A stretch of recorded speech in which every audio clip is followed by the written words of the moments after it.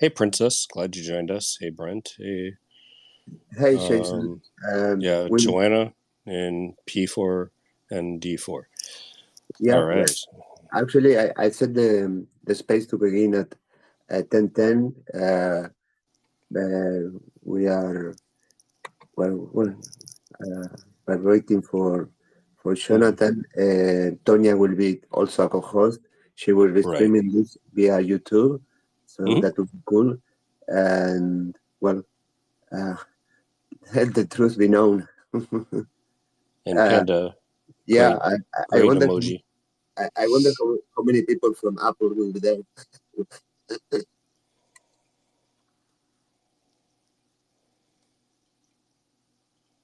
Well, thank you everybody for coming. I will mute my microphone for a couple of minutes. Okay.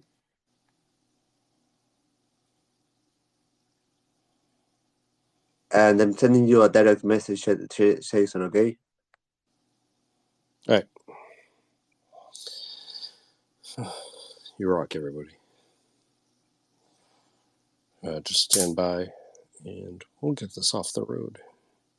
Just waiting for a few more people to join and we'll get this party rocking.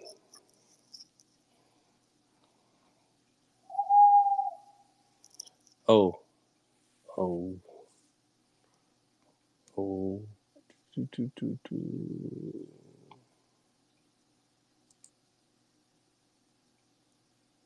Oh, we have a signal.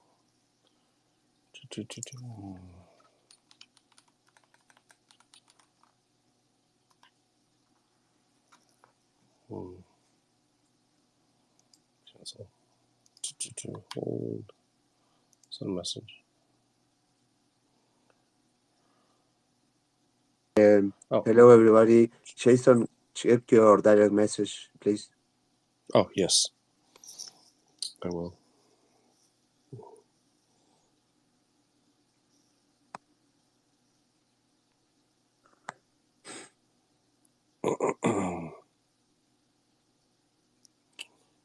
Very nice.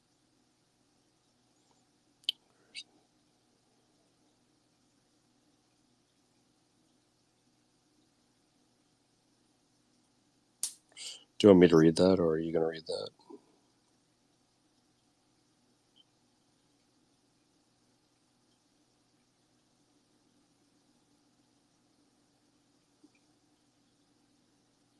Well, hello everybody. We are waiting for Jonathan. So hold on. Okay.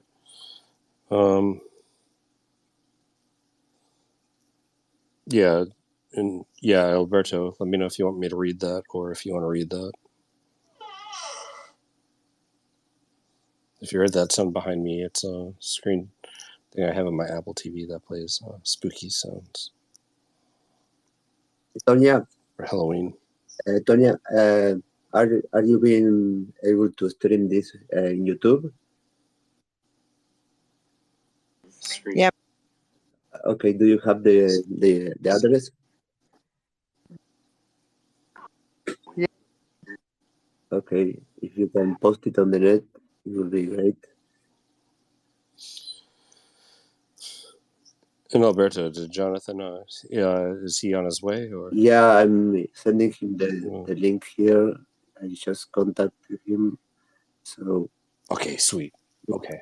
Actually, I set the space at to begin at 10:10 to make sure that he can be here with a certain margin of time. And well, wow, so many people. This is going to be really cool and scary at the same time, I think. Anybody from Apple is here? Raise your hands. I hope so. I really hope so. Yeah, probably they can be listening without being here.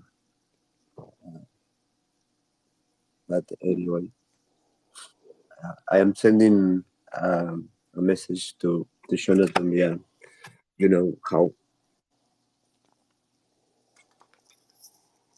Yeah. Hi, Q. I see you there as a listener.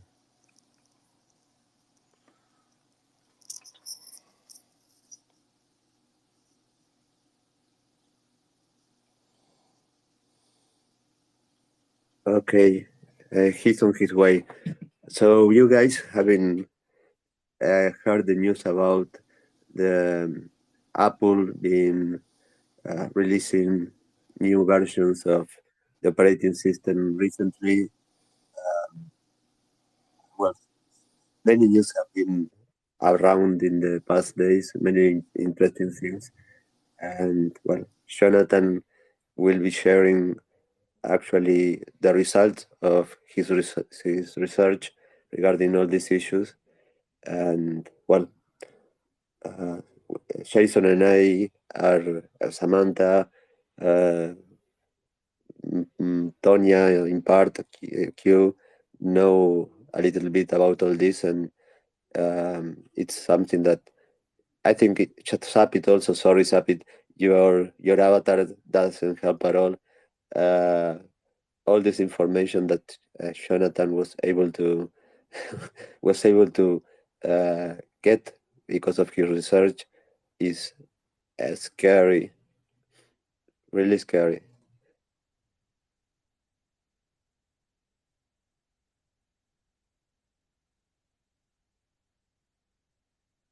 Actually, I'm scared too. That I mean, I hope he doesn't have my telephone. Oh, well said, Alberto. Yeah, Jonathan's research. I know.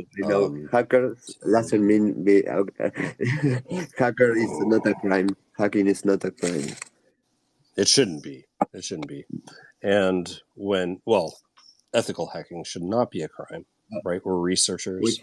We are trying to make everything aware to the companies, and when the companies I just don't saw listen, Jonathan enter the space, but Yeah. I think he disappeared again. Oh, yeah, I invited him to call. speak, and he got kicked out.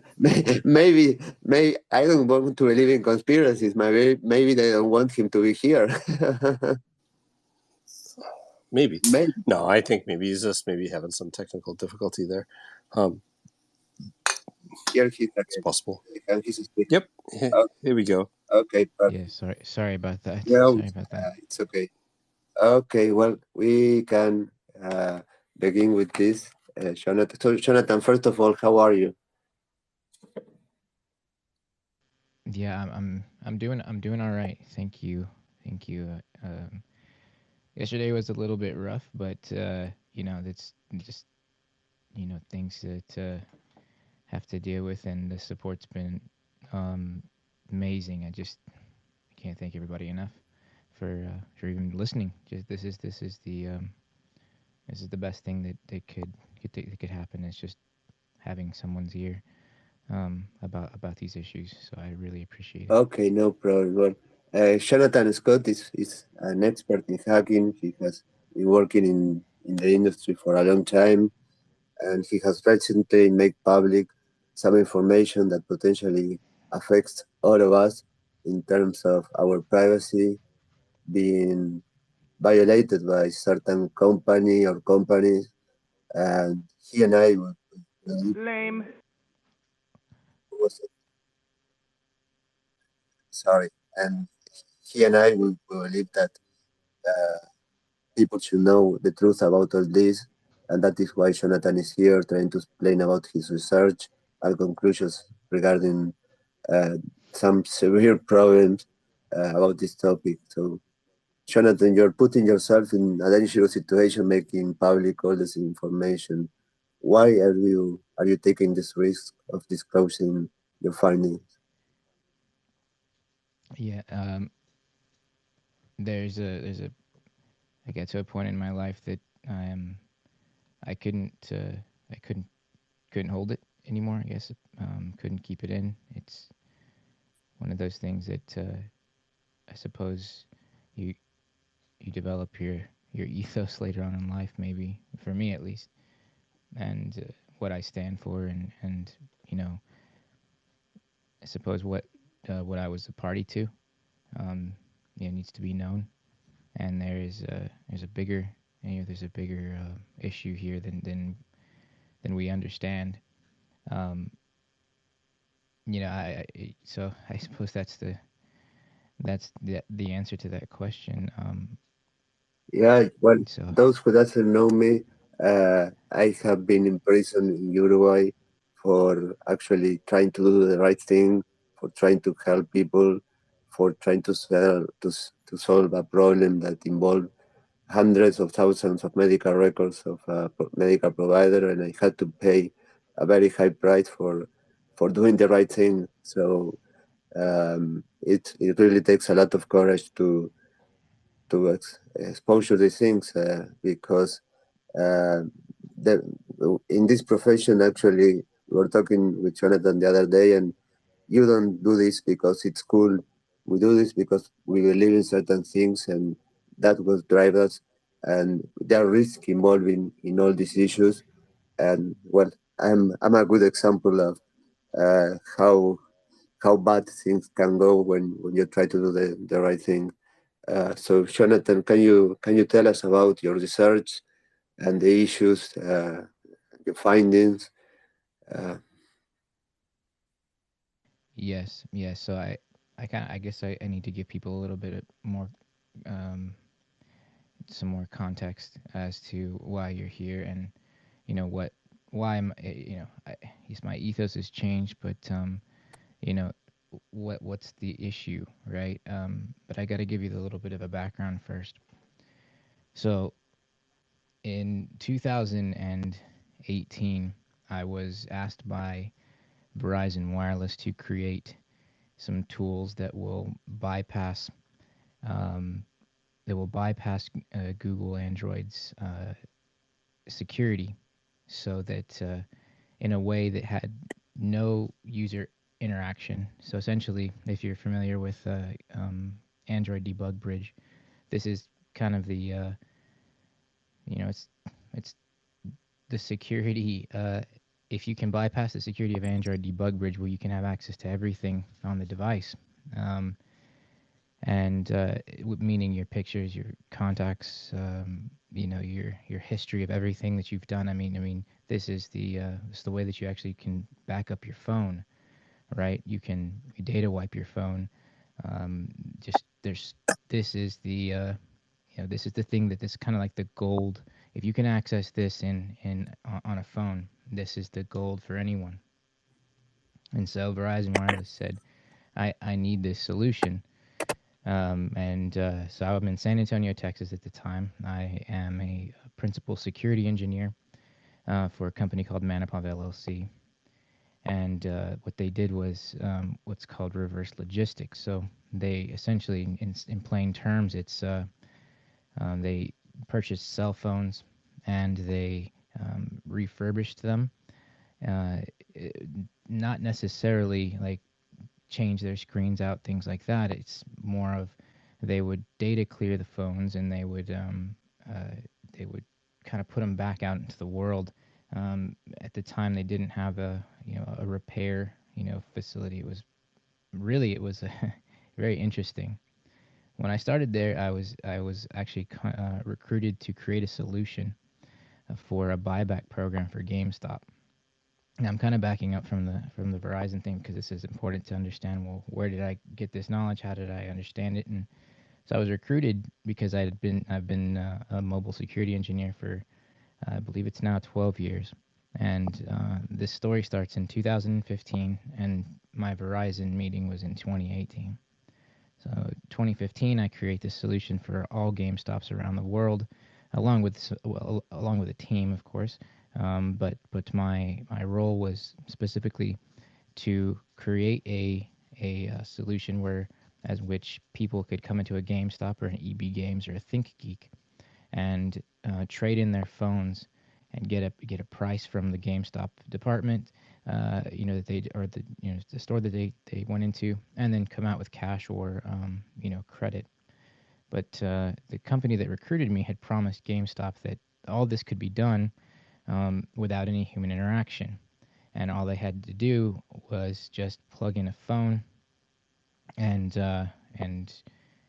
they could get a price, they could diagnose the phone, and and data wipe it at the end.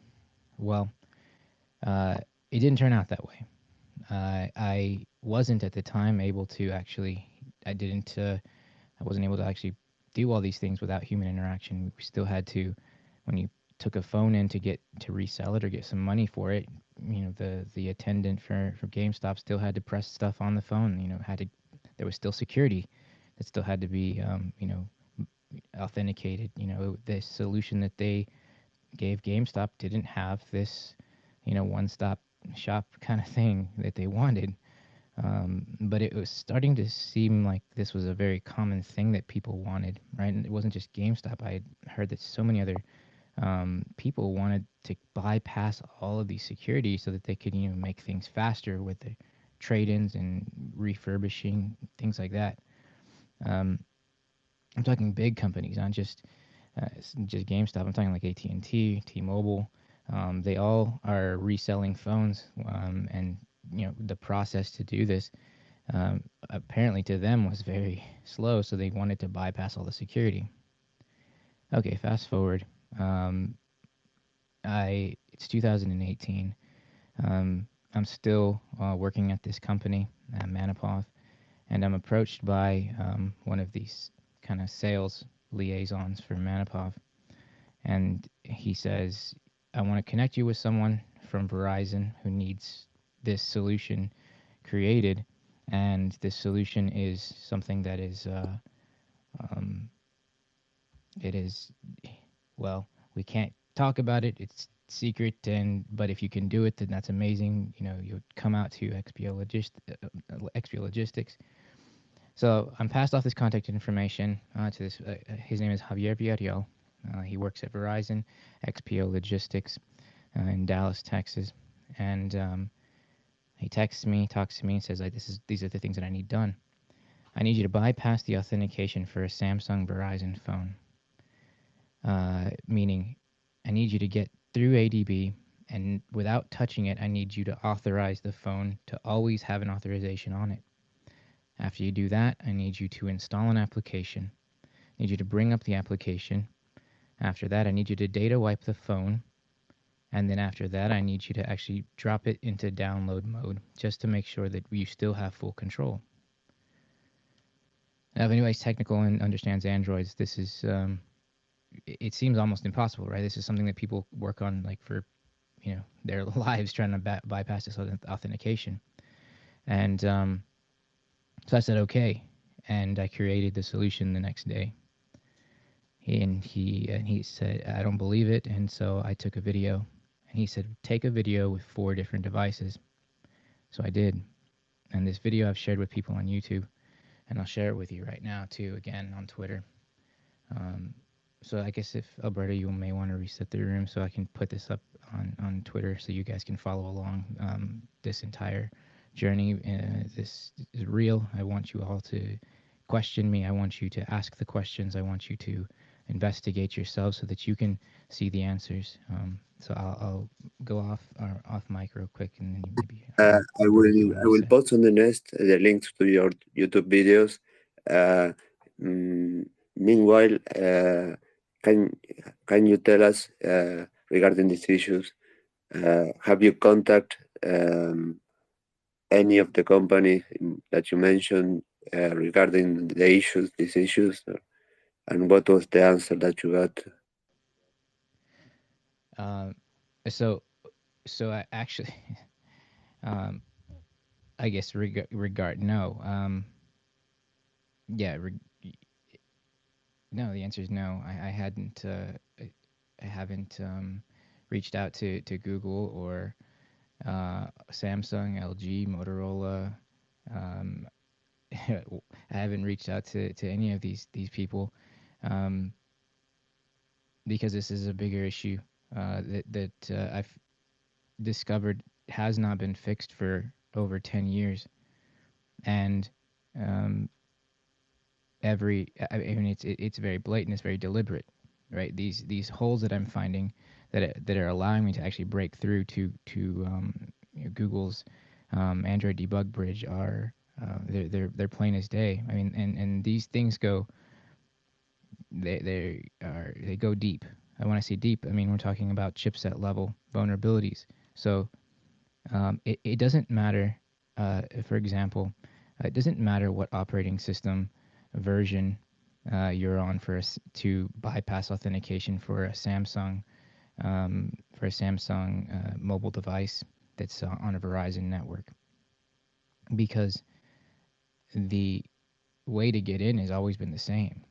I mean, the proof of concepts that I'm doing are we're talking like back from Android 4.4.4 to the latest.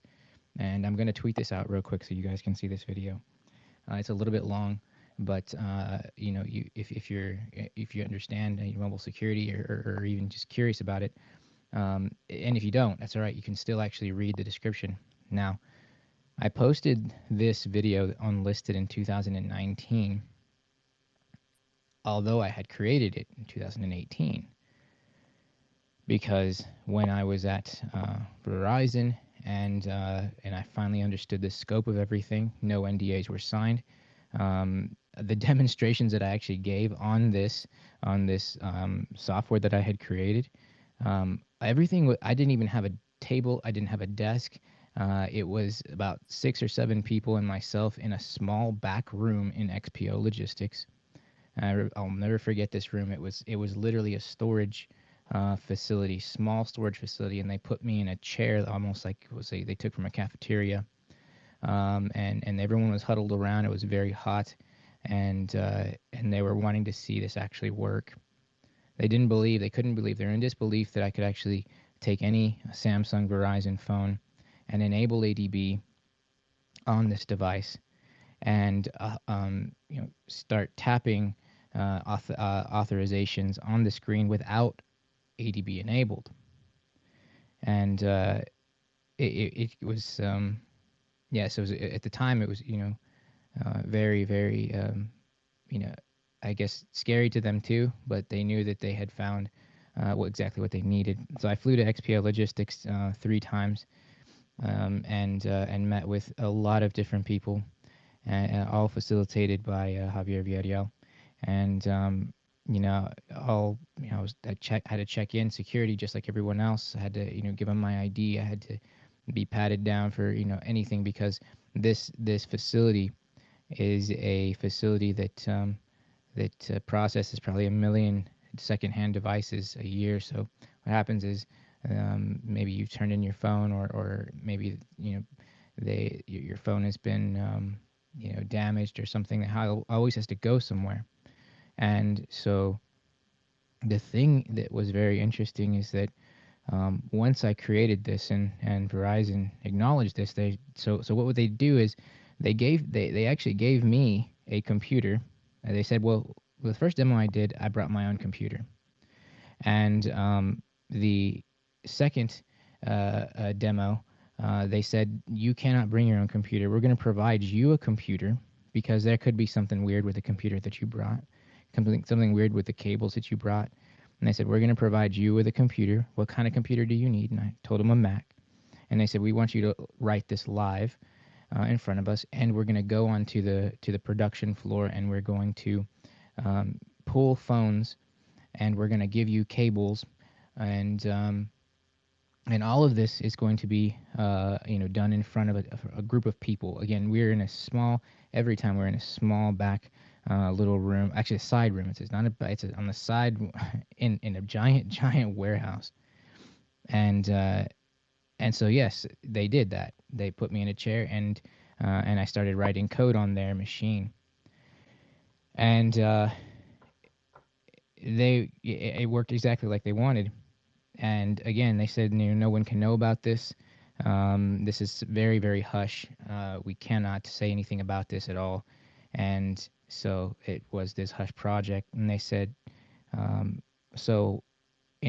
they told me, if you want to, work with us, we need a little bit more.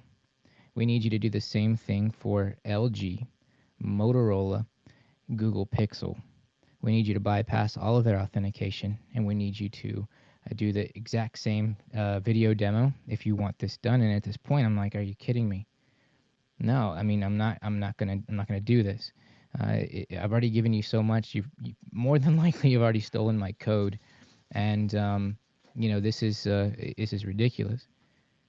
So I fly back to San Antonio that day, and I get on a phone call or FaceTime call with Javier Villarreal for about 3 hours, and he's trying to convince me that this is the great opportunity. I would have to move to Dallas, and I would work there at their facility, and that they have someone there that had tried to create a similar solution, and he stays there all the time, just in case something is needed. And and I would do the same thing, but I'd be taking that position over. And I'm thinking, are you kidding me? Like, this is horrible. This is the worst thing. I mean, I'm telling you, when I talk about a small room, yeah, that it was really bad, and the way they were treating me too, it was just horrible, absolutely horrible. Like literally, I was just, yeah. So I said no, and so this person that had introduced me to this person to Javier Villarreal from Verizon said, well, what did you do? Why did you say no? And I said, well, because it didn't seem right. Like, something was off about this whole thing. I mean, it's just not right to, I don't like it. So he starts saying, yeah, it's okay, fine. There's plenty of other people that want. I've already talked about this to a lot of people. So we're going to go to Richard Branson. We're going to go to Carlos Slim. We're going to go to, the heads of all of these businesses, like T-Mobile, Sprint, AT&T. And so this guy had all these contacts. So that's what he did. He was a former Army, and that's what he was. He was a guy that just had a way with words, I suppose, and just really, I mean, he actually, his name is Jerry Fortenberry. He was actually trying to run for, I believe, state representative in Dallas. You can look him up. And just a really interesting story about what happened to him next. But I want to kind of get to the meat of all of this, which is, you're probably thinking this is kind of meaty already, but it gets deep. So, well, I'm shopped around. So since I have these solutions that I've created, essentially to Jerry, I have a gold mine in my hands, and it's always whatever you need, brother. Whatever you need, anything that you want, brother. And it was always this kind of real, like, uncomfortable, pushing me towards wherever he wanted, but yet telling me it's what I needed. Well, it turns out, he ends up putting me in touch with a company that actually really is interested in purchasing these solutions that I've created. And so this company's Blanco Technology Group. I end up selling all these solutions, everything. Well, let me tell you what the solutions are. These solutions are part of a tool set I call BRICS. And BRICS is the foundation of how to identify, diagnose, and data clear, validate mobile devices, IoT devices, on a whole nother level that we hadn't been able to do before, to the extent that there's 2 patents pending in my name. As not in my name, as under Blanco Technology Group, but the original inventor is me. These technologies include stealth mode enabling of ADB, meaning you don't know that anyone has ever been inside of your phone, because the way that I've created these solutions completely bypasses any sort of prompt that would come up on your screen. So the link that I sent you actually shows a prompt come up on the screen when on a device that's not even been set up yet. There's no rooting involved. Now, so basically, you can imagine like what GameStop had originally wanted versus what I was able to actually produce for Blanco is different. I was actually able to produce this for Blanco. Now, what actually gained me more credibility is that turns out that someone from someone from GameStop ended up working for Blanco, and they vouched for my work, which is I guess in an ironic way. They said, well, yes, he can do this because he's done this for, Fortune 500 company already. So these solutions and bricks are all in a lawsuit. You can see all of them if you care to do it. So my name is Jonathan Villarreal. I go by Jonathan Scott because I am in the process of changing my last name. That's funny because the Javier Villarreal, it's very interesting how there's a bunch of people with the same last name involved in this whole bit. But yeah, I'm in the process of changing my name. I have just a few more steps, and then I will truly have my surname removed. Go back to the technologies really quickly before I talk about a couple of other things. So the data wiping that I was able to perform on these phones is fast. Almost, I mean, you'll see it in this video. At the time, this technology didn't exist out in the wild. And by the way, everything that I'm talking about is in the wild right now. It is actively in the wild. It's being resold. I actually even had a meeting with Amazon, and Amazon Renew, the head of Amazon Renew. I have the email still. They wanted this solution. It just didn't feel right. And I guess it was because at the time I was more there was just greed and just pride, wanting more money, right? I just wanted more. I wanted more. I worked on this for so long, and I felt, well, if you're going to have this, then you're gonna have to pay top dollar. And I didn't have a name for myself to create tools like this. I honestly, at the time, I didn't even know about bug bounty programs. I didn't know. I mean, I was so it's just kind of in my own world of research. I'd been researching for all of these things. I had been researching for over 10 years, and then finally someone cares about this research that I had been doing, and it is actually useful. I think the rest of the world was really I guess I was just really closed off to it. So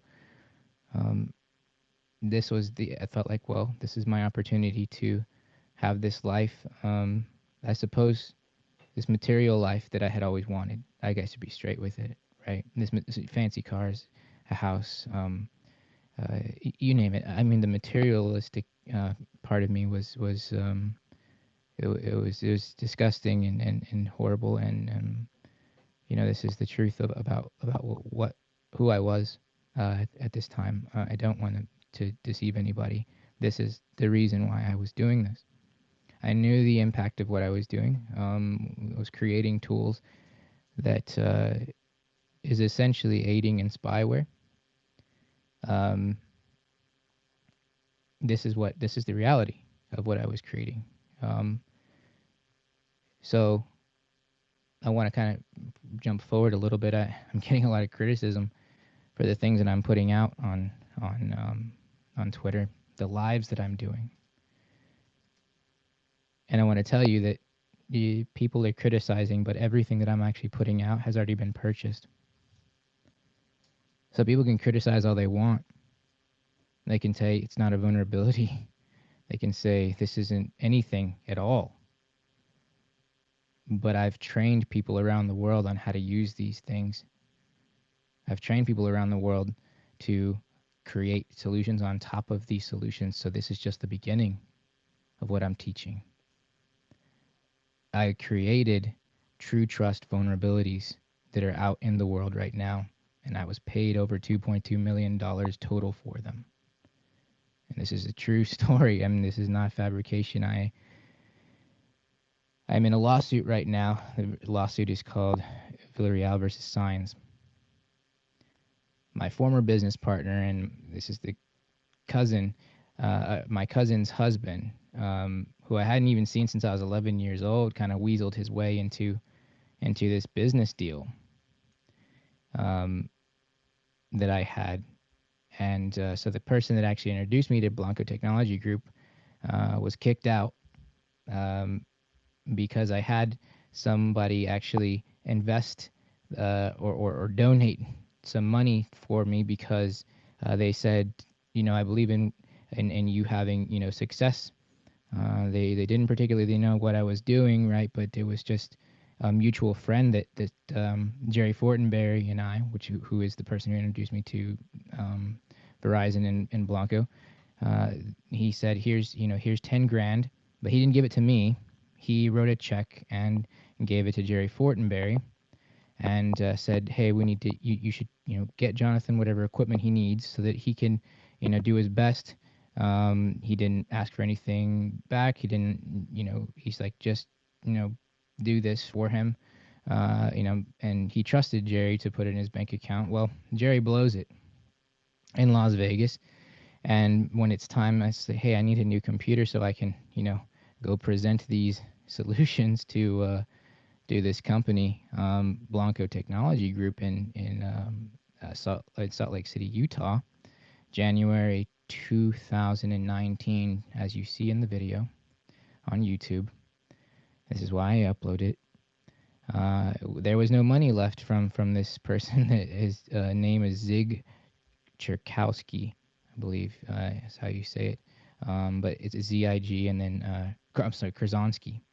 It's if you find him, so Zig Kurzonsky, you'll find him online, is who actually gave me some money to actually, pursue, independence and stuff. A really nice man. Didn't expect anything in return, was just a mutual friend. So when it all came down to, it's like, I need equipment, I need to do these things for this presentation in Salt Lake City, Utah for Blanco Technology Group. There's no money available. So he says, well, I think we probably have maybe, $2,000 left over. So, just get like, baseline computer from Apple and, we'll just get more money later. That's fine. And, honestly, I didn't think about it any of the time. And I'm like, well, I guess I was just too trusting, I suppose. And so my wife said, wait, why is there $2,000, left from what Zig asked Jerry to deposit? Because I didn't feel comfortable, depositing someone's check into my checking account. It just, for me, I still had a little bit of moral compass at that time, I suppose. So it was, Jerry said, I'll just do it. I'll do it. I'll get him whatever he needs. And, I said, oh, all right, that sounds fair. That's why I didn't take this check and put it in my, account at that time. So my wife says, this is crazy. What's going on? And so it just turns out, yes, he said stolen this money, and then, said, well, it was actually money for me, not for you. Well, anyways, let's, go forward a little bit. We're still in January. And my John Edwards Signs, called the Signs of Fraud. Signs is S-A-E-N-Z. And if you're looking at the lawsuit right now, Villarreal versus Signs, there's a lot of media coverage already on it. But people don't know, and they don't know to correlate it with me. They don't know that this is me, same person that's actually trying to fight for human rights, equality, justice, because I know what I've done and I know what I've created. So this lawsuit is a lawsuit. Well, I guess we go forward by a little. Well, so we'll go back to January 2019, and my former business partner, who was my cousin-in-law, weasels his way into my company. The former, Jerry Fortenberry's out. Actually, John Signs kicks him out and says, you pay the stupid tax for not signing a contract, so you get nothing. Anyway, the point being is this was all a ruse, and it was all a sham to steal the technology I'd created. Now, we're in February, so I had presented my solution, my solutions. I hate to even call them that. So strange. Let me remind or catch people up on actually what's going on. So I'm in front of Blanco Technology Groups, all of the CEOs, vice presidents of this company, and I'm in Salt Lake City, Utah, in a very nice, I believe we were in the Hilton Hotel. It was during a Sundance Film Festival. It was very cold, and there were people from all over the world. This is clearly before COVID had hit, and I'm so nervous. I mean, just to give you more context, I'm diagnosed with agoraphobia. So failure is a very big thing in my mind, and being around big groups of people like that and presenting, it was just like, oh my, this is horrible. I stumbled and fell so much. I mean, like when I was presenting, it was like I'm gonna lose this because I can't even get my words out.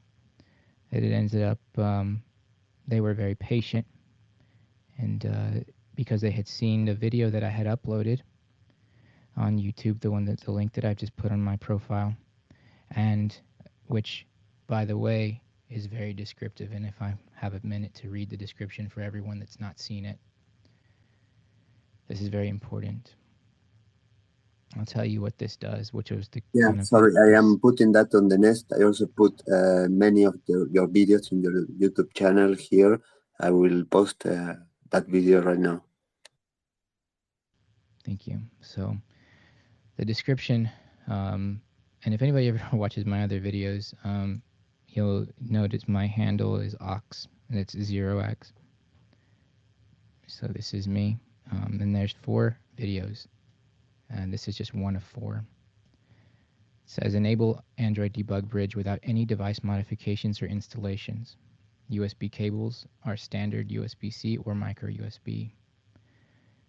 Number 2, what this video is showing, auto-authorize RSA security without user interaction, gaining full authorized ADB access to the device. A silent solution is available that does not present an RSA key prompt, still gaining full access to the device, full authorized access to the device. Number 3, bypassing the device setup and going to the home screen. Pin locks, pattern locks, alphanumeric passcodes, fingerprint locks, retina scan locks, or mobile device management is bypassed in this process, and all locks are removed if any are detected. Google, McAfee, Samsung reactivation, and many more will be permanently removed or left intact if needed. Number 4, installation of any APK on multiple devices was done just for demo purposes, and this can be silently done in the background, hidden without detection. APKs, binaries, or any other application can be installed fully authorized without user interaction. Data extraction without ADB, while the device is locked, is available and can be done silently with a full diagnostics log erase within seconds. Number 5, full data clearing of the device in less than 3 seconds. This can be run against DoD standards and can be fully validated for data sanitization in less than 5 seconds after reboot. This can be done without ADB enabled and without any user authorization. Passcode locks and MDMs are not a factor, and device clearing can still proceed. Number 6, full firmware flash with custom or OEM signed firmware is available. ADB does not have to be enabled for this, and if the device has been locked, this solution will bypass the firmware flash lock as well. These solutions have been tested and validated to work for up to 200 devices at a time. And so this is the thing that I made. This is one of the things that I made. So now we enter the U.S. government, right? Because so my con artist cousin said, I have this contact in the Department of Defense. Excuse me, let me take a drink. So my con artist cousin has this colonel in the U.S. Army. He said, we're going to be rich, we're going to make a lot of money, and we're going to sell these solutions everywhere. So but we need to get this government contracts first. He talked to this Colonel Don Devine. I'm gonna post this this document. So anybody that's in here that was in my Clubhouse talk the other day, you've probably seen this. But I'm going to post this document. This is very, very important so that you can read along with me and understand that what what I'm saying is real. These are real emails from the the government email addresses, and just trying to get the Google Drive. It's safe. Don't worry. This is not a scam. If you're in here, you know me. I'm not trying to harm you at all. I appreciate you at least listening. So I'm just going to share this link. 1 second. This is a PDF document, and I'm going to actually put it in my feed right now. And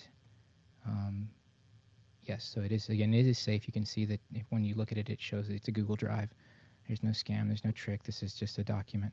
So I'll give you all a little bit of time to open that so you can follow along with me, because this part is very, very important. And so let's set the corporate aside while we look at this together. Again, I had posted this the other night because I had a 3-hour clubhouse on this, or 3 or 4 hour clubhouse, and it was just like the first part, and it gets really interesting, let's just to say the least. But so I'll begin.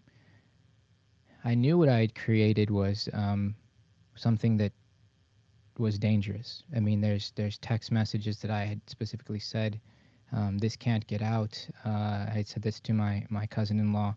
I had said, this is something that is very, very dangerous. And the issue is, so this is at this point it's 2019. I had already created the wireless solution. So the wired solution that I was selling this corporation was going to be outdated, and they knew this. Like they knew that I had a wireless solution, but they wanted to start with one thing at a time. I mean, I didn't have a name. It's like this random person that just kind of was able to bypass security protocols for just everything that they wanted. And but my cousin-in-law was saying, well, that this is worth a lot more. I can get us a lot more. And of course, my greed and my pride was saying, yes, absolutely, that's right. We need more. We need more money. This is the future. Future of spyware. Page number 1 on this document specifically talks about text messages that I sent to my cousin John Sines, or cousin-in-law, and it talks about that there's someone named Colonel Harada, and they predicted a massive chipset vulnerability that would happen, and China would take full advantage of this. And I found this when I was doing my research, and I decided to actually say, well, yeah, they're right. And so John said, well, we need some sort of a validation that what you're saying, is real. We need to, the Colonel Don Devine, who is active duty in the Army, working at the Pentagon, had said, we need somebody to back what you're saying and back, the technology that you're presenting or you're wanting to present to the Army. And so I said, well, I found this document from Colonel Harada. Why don't you reach out to Colonel Harada? So at this point, remember, we're 2019, 2010, Colonel Harada had written their master's dissertation on this subject of the chipset vulnerabilities, which I have exploited completely. I've completely exploited these vulnerabilities, and which gives me, authorized access to all of these devices in a way that we have never seen before. So Colonel Don Devine reaches out to Colonel Harada. Colonel Harada validates this, and then it's time to continue forward. So the next email that you're going to see is page number 2 in the PDF. Sorry, it's a little sideways. You probably just, if you're on a Mac, just flip it. And what you'll see is this, there's email, and you'll see that it's forwarded from Colonel Don Devine it's don.d.devine.mil@mail.mil. So she forwarded these documents that were, they're unclassified, but unclassified FOUO for official use only. Now, let me tell you what these documents are. These documents are these are the prerequisites, or they're the requirements documents for a military contract that is not available yet to the public. And again, she forwards this from her mill address to her Gmail address, and tells my former business partner, says, hey, this is what's required to get a meeting with the 7th. And I didn't know what the 7th was, but I believe, and I may still even be wrong, but I guess Army SOCOM is what this is about. So please, I guess maybe Jason, you can confirm that 7th. I don't know, or anybody in here, but yeah, feel free to speak if somebody's listening, so we can fill people in with the proper information. But either way, this Yeah. page, Yeah. SOCOMs, Army. Yeah. Okay. Yeah, Okay, yeah. thanks. Yeah, you're good. Thanks, Jason. Okay, so it says we should match ours to that. Jonathan was super busy last night, so please forward this to him. I was just swamped. I was overwhelmed with everything. I mean, I'm talking like, there was so much that I had to put together. At the time, I didn't have like this like one, like this one sheet that basically shows like everything that I can do, like at all. Like I was trying to, and I have a reading and writing comprehension disability where it's as though like my letters are like turned, about 30 degree, and my, it corrects myself. It's a tough thing. I was diagnosed with it when I was in college.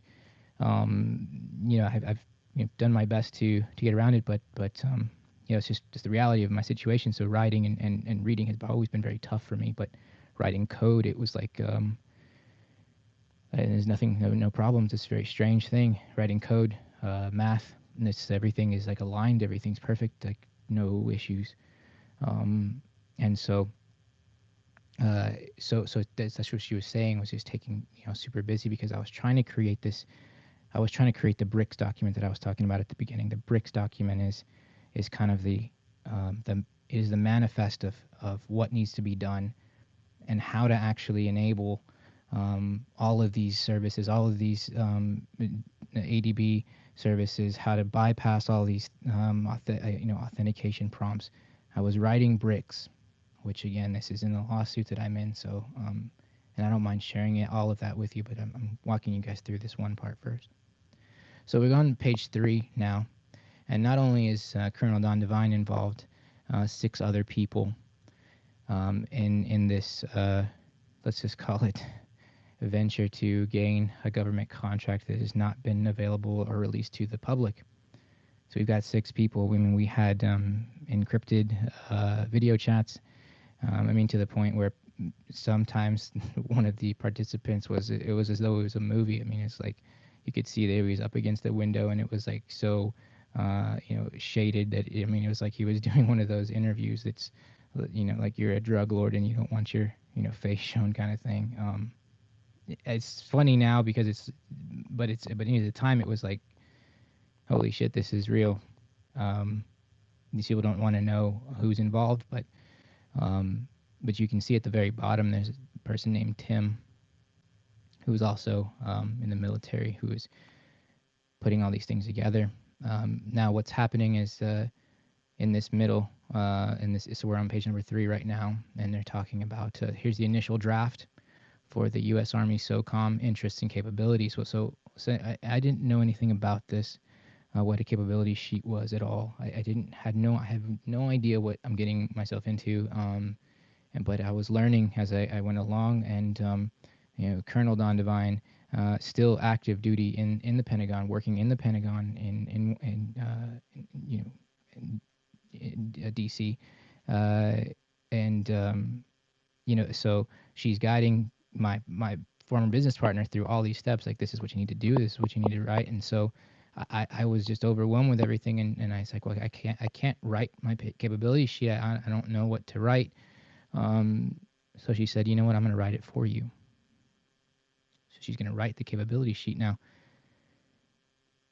no one should ever write your capability sheet for a U.S. Army contract because it's kind of like your binder, right? This is what you're telling the U.S. government. These are the things that you can do, and you have to stick to them. And so she said, "Well, just sit with me, and you tell me all the things that you can do." And she's like, "I'll write it all up for you."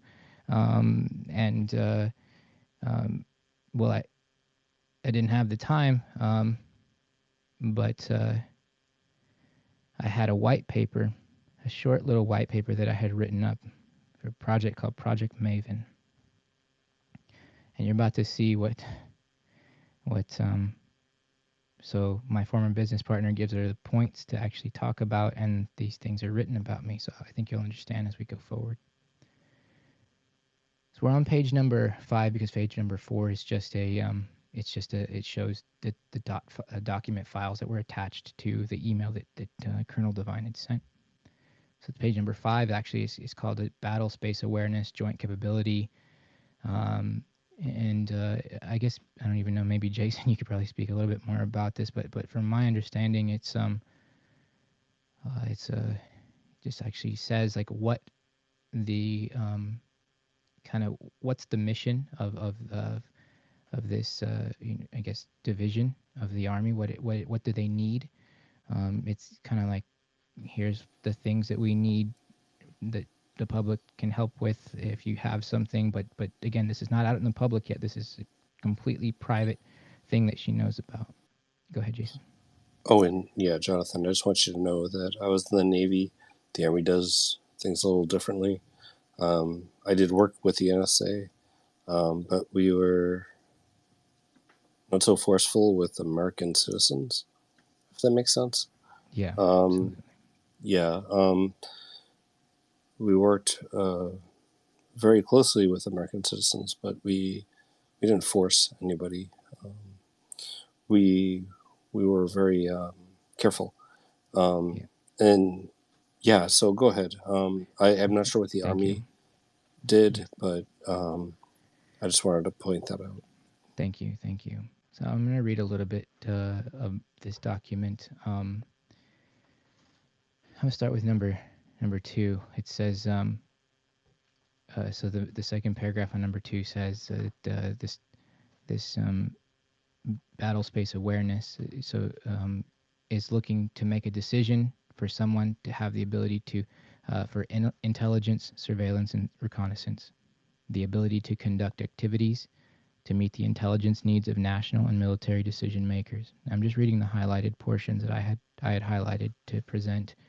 I've been waiting years to present this to people, tell the truth. So the next piece that I highlighted says the communications is what they need. The ability to intercept and derive information from voice and data communications. Cyber network, the ability to gather data from automated information systems, networks, and databases. Human-based collection, the ability to acquire information from human resources, human-derived data, and human reconnaissance assets. Biometrics data, the ability to gather information on an individual based on measurable, anatomical, physiological, and behavioral characteristics. I have coined the term connected behavioral forensics, and I'm sure you can understand why.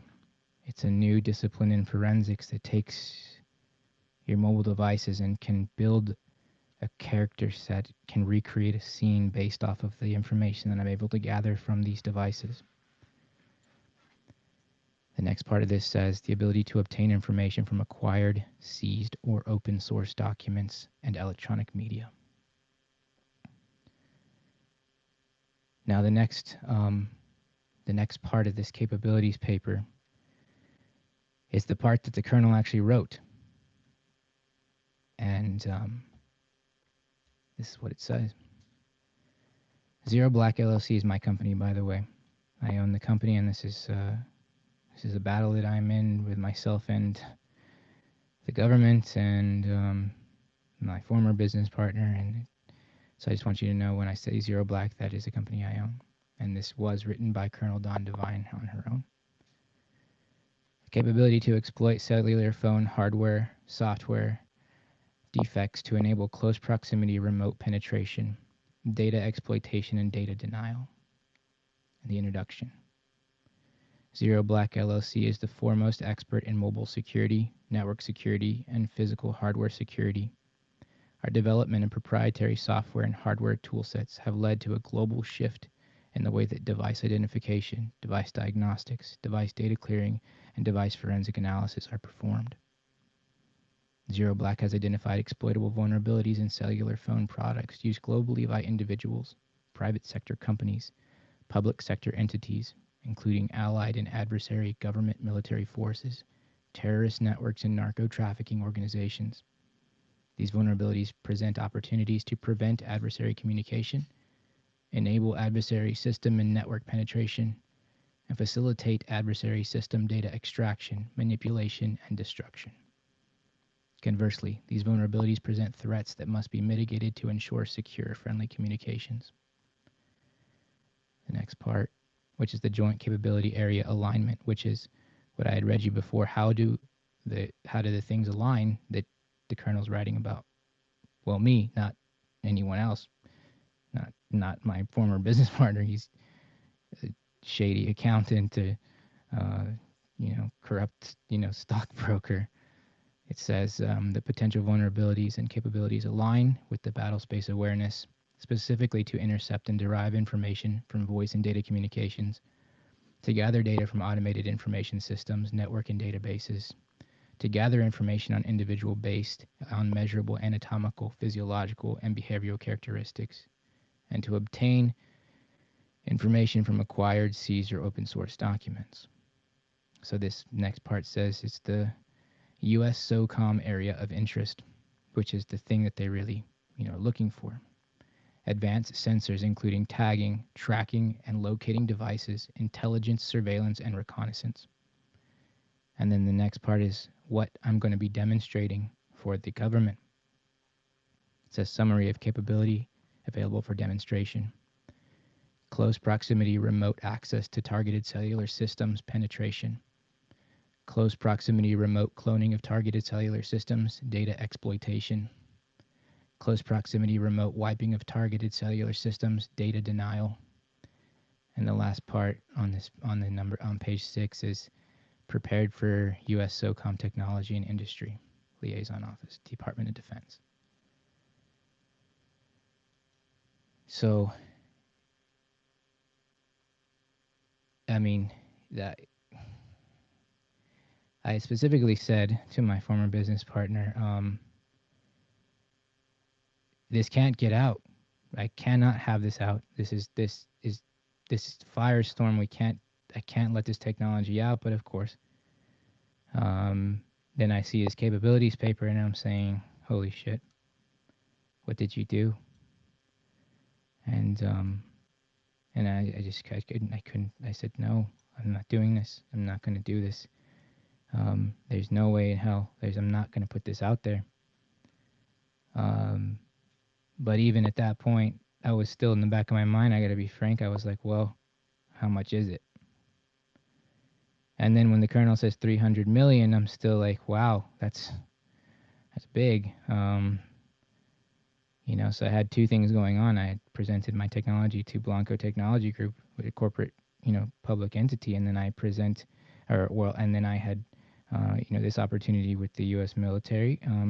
But see, it didn't just get here overnight, right? Like I had many meetings already, as I had mentioned. I had already done many demonstrations. I had already, met with some really, really big, important people in the military.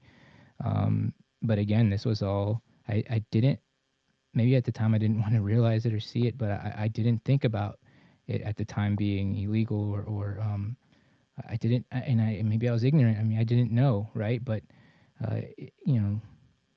I look back and it was just, and I've learned so much about government contracts and how things work that, holy shit, like this is 100% illegal. Like I'm not ever supposed to know about this, what these divisions need.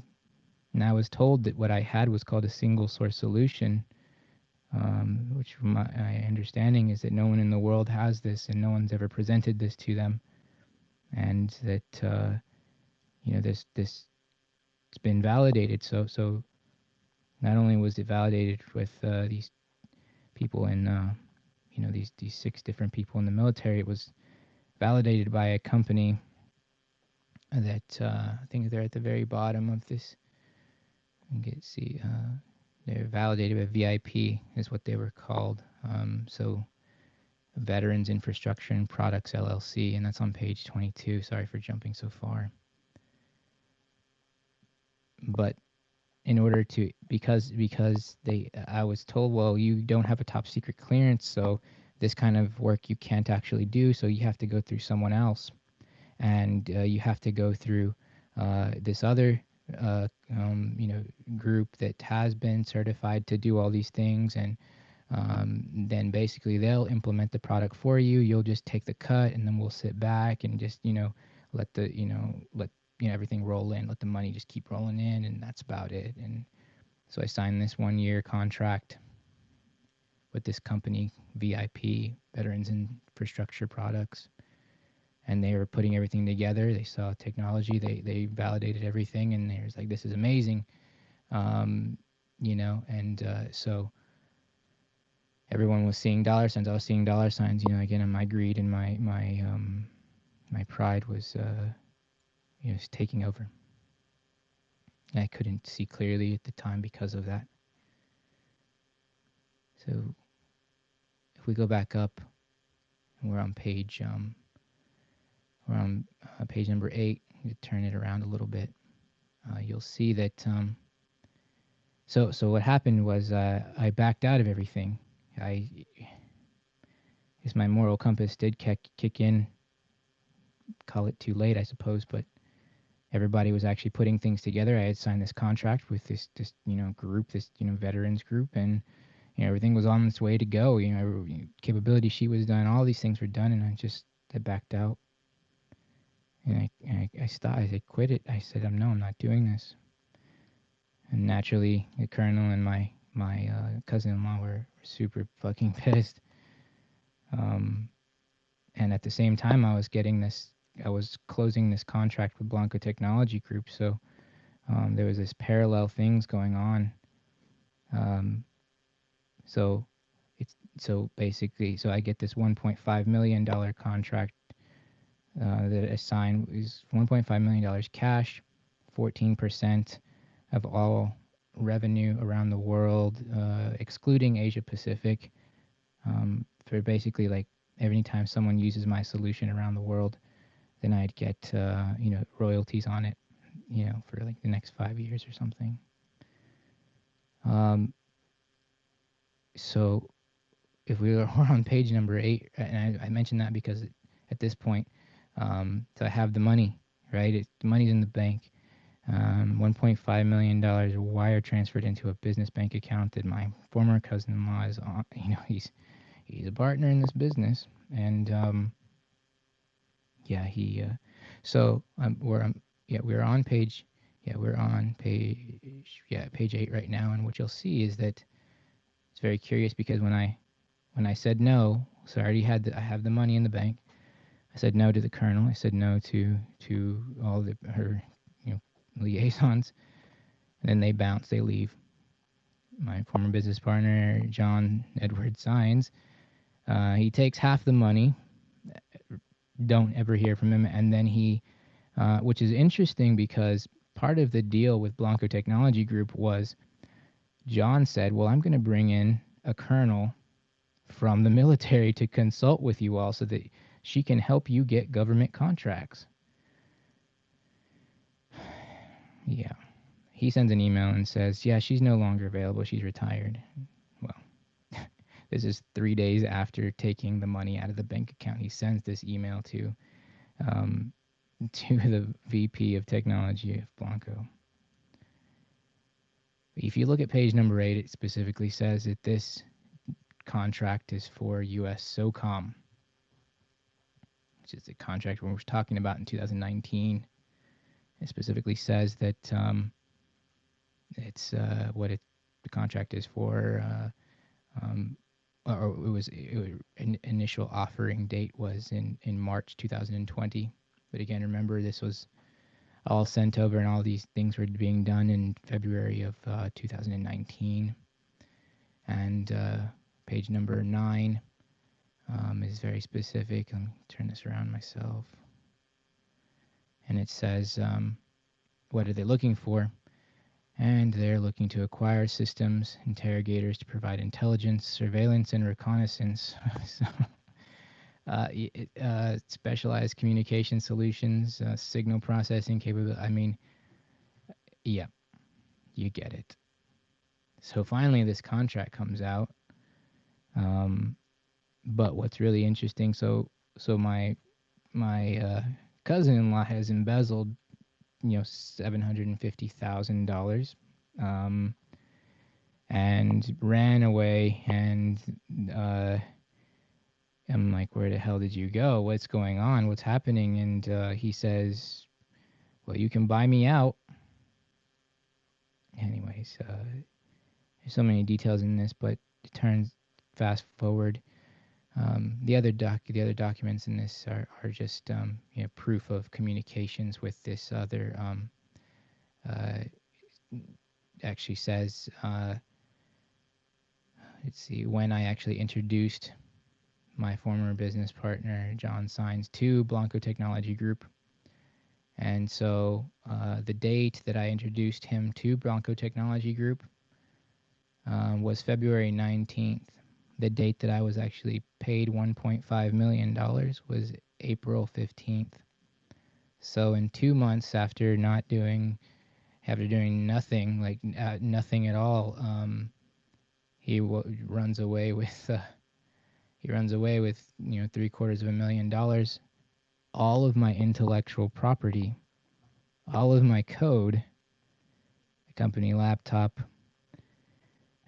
all of this stuff. He bounces, locks me out of the email server, deletes my part of the email server, and then forces me to sign a release of a waiver, or he said he would fuck up my life. Now, these are all claims, right? But they're not claims. They're all exhibits in my lawsuit. They're total of I think over 60 some exhibits in this lawsuit that I'm in. Now, the lawsuit is very specific because it talks about, yes, this technology that I've created has been stolen, and this sucks because this release, and I'm in Texas. Apparently, this release is like gold. It's the broadest release in the whole world, and so no one has you basically beat a release like this. When you sign it, that's it. Like basically, you can steal $750,000, take everything from a company, and you are scot-free. Like, this is what you need if you want to commit a crime. What I'm telling you is how to do it, because the courts are actually dismissing my case because of this release. They say, well, that you signed a release, so you're allowed to steal this money. You're allowed to steal all of the intellectual property. You're allowed to actually delete things and never give back one thing from a corporation, which is my company, Zero Black. I mean, he's literally stripped everything to a point where I can't even log in to my government. Still, I mean, it's been over 2 years. He's withheld access to the government login, but yet there's still transactions happening on my government account for my company. But he doesn't have to give it back. The courts say none of it. He doesn't have to give anything back. I've signed away my rights, they said. And so I have these shittiest lawyers, and they lie about me. They actually commit perjury, and I end up firing them. I don't have an attorney representing me right now. I think I've lost the case. There's I guess one more step is just for the judge Nick, to do. Or what about the 3-letter organization that might help you? I work for the FBI. Hmm? Yeah. This is the other part. And this is important to know because they knew about all this and what technology I've created. I don't work for them as in get a paycheck, but I'm an asset, I suppose. Not suppose, I am.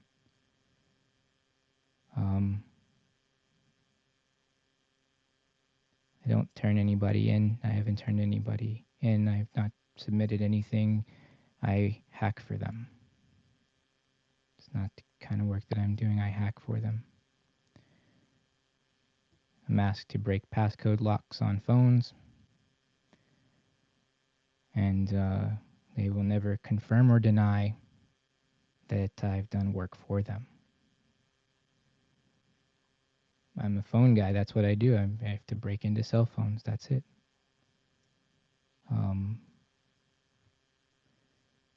And so when I try to actually involve them in this organization, or not an organization, in this lawsuit, my lawyers at the time had emailed them and said, can you please help out with this? And they said that they can't confirm or deny that I am ever done anything for them. And so, yeah, all these communications are with my attorneys. Yeah. And can I just say, yeah, the research you've done, Jonathan, is amazing. And I understand you've been in very specific dealings, and I get that. And you're not the only one. There are other folks that are going through the same thing. I may have been one of the ones back in the 80s, 90s that went through the same shit. And, Jonathan, your research is amazing. Your research, the way you work with Xcode, the way you work with everything for iOS, and then with Eclipse for Android and whatnot. It's really amazing. You're a brilliant person. And I think at the end of the day, we need to think, right? Should Jonathan be prosecuted? No. And the thing is a lot of these vendors are making it to where it's hard to report vulnerabilities. It's hard to report these exploits and things like that, where the vendor wants to say, "Oh no, you can't report an exploit, otherwise we're gonna sue you," or whatever. And Apple has come forward. I saw the latest video of you, Jonathan, on YouTube, applauding what's his name, but it's so changed. It's so changed, and I could say 10 years ago it wasn't that hard. We could report vulnerabilities, and companies would be like, "Oh, thank you," and there was no bug bounties, or very few. And yeah, it's going the opposite way, where we have this right to repair issue, and now companies are blocking this out, and it's saddening. Go ahead, Jonathan. I'm sorry. No, thank you for the little bit of a break too, Jason. And you're right. I know other people are affected. Are involved like that. I mean, look, this is this goes deep, right? This is not. Look, the way I said it, right, is when you're working with the government, it's like it's blood in, blood out. I guess the best way to say it, right? Until you decide to whistleblow on stuff. It's a little different that I've whistleblown on on social media like this, but I mean, it's interesting because all the doxing that's actually happening to me right now is in my favor because people are actually finding out who I am and what I've done, which is, I guess, in a sense, helping me with the disclosure because I am sorry for what I've done. I am truly sorry. I regret it every day, what I've created. Jonathan, Yeah. I understand how you. Yeah. I understand how you feel, and now I want to be that kind of voice, right? So, I came from the early, 80s where we were hacking like mad, and and what you're doing right now, and you had a point in your life where you were greedy. I get that, right? I'm greedy. Shoot, I make a ton of money with what I'm doing right now, and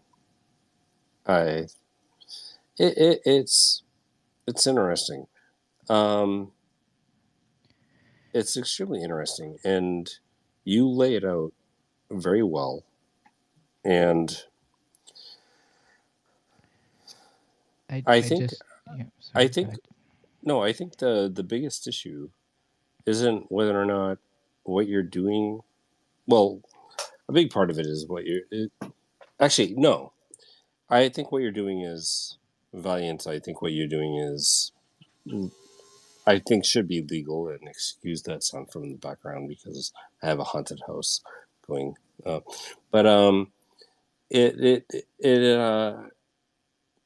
if you're doing research and you're figuring out vulnerabilities, and I know your story, I've heard a lot of it. But at the end of the day, these companies need to do is listen and patch this shit. I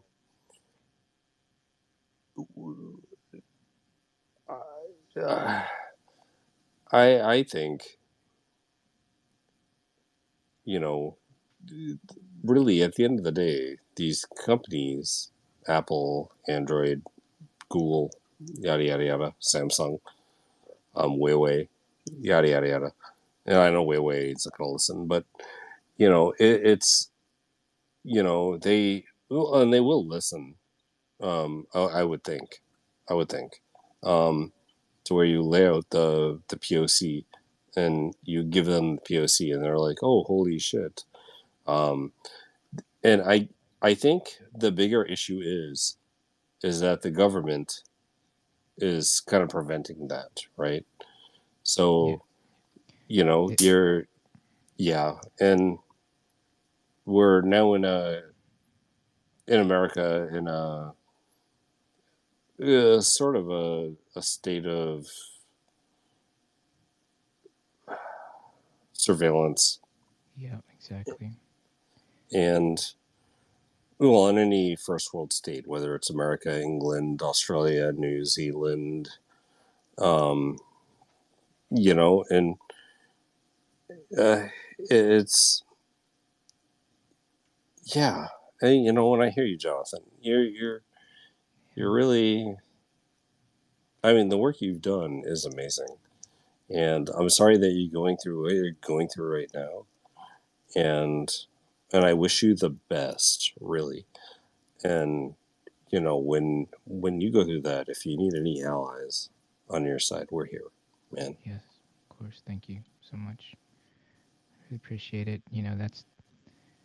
That's what I need right now. I know that I'm like the laughing stock of InfoSec, but I gotta tell you that this is real. What I'm talking about. You've seen these documents. I mean, I guess you don't have to believe it if you don't want to. I mean, they're just pieces of paper, right? They could be making it up, I suppose. But it's not. Most of my court lawsuit is sealed for national security reasons. And I'll tell you why.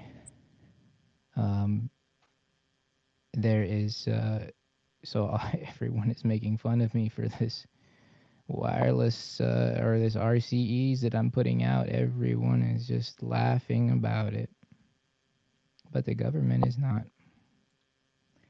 And everyone's laughing about these 0 days that I'm putting out for LG or Androids, but the government is not. And, you know, it's not everyone actually, because you all are here. Maybe some of you are the ones laughing, but I can say, I mean, you can continue laughing. I know we're laughing. You know, but you know, but this is something that is dangerous. That and I know, so I will continue with this telling you know my story. So Jonathan, sorry. yes, go ahead. You can reset the Would room. you would you like to enter into details regarding the disclosures that you made regarding Apple and the iOSs? Yes, yes. So this is very important, and I'm getting into this piece, and it took me a while. Sorry, and you're here because of the Apple privacy. March 2020, I was flown out to Washington, D.C. at the height of COVID to meet with the U.S. Census. And they had 400,000 Apple devices that they needed to have data cleared. And so, of course, I'm a contractor with Blanco Technology Group, and they're the best data wipers in the world. And they said, well, who's your best engineer that does this? And they said, well, that's Jonathan. Jonathan actually, he's the one that invented the methodologies to data wipe our phones, faster than anyone in the world. And they said, well, that's good, because before we can data wipe 400,000 Apple devices, we need to see if he can actually extract data from a wiped device. And now, if anybody's listening to this part and you've actually been following me, pretty sure you understand where I'm going with this in my Apple iOS experiment. And it says clearly, can we extract data from a wiped device? And of course I knew what I was doing, because yes, I can. So I'm in Washington. I'm in Maryland actually. So I fly into Washington and in Maryland to meet with the U.S. Census. And they say, so before I had a lot of prep work, and I was on a project called Project Mamba, and my wife engineered the hardware or she engineered the hardware casing with all the thermal technology to make sure that all the 3D renderings of how we're going to actually put these computers, these custom computers inside of these Pelican cases that can be rolled around.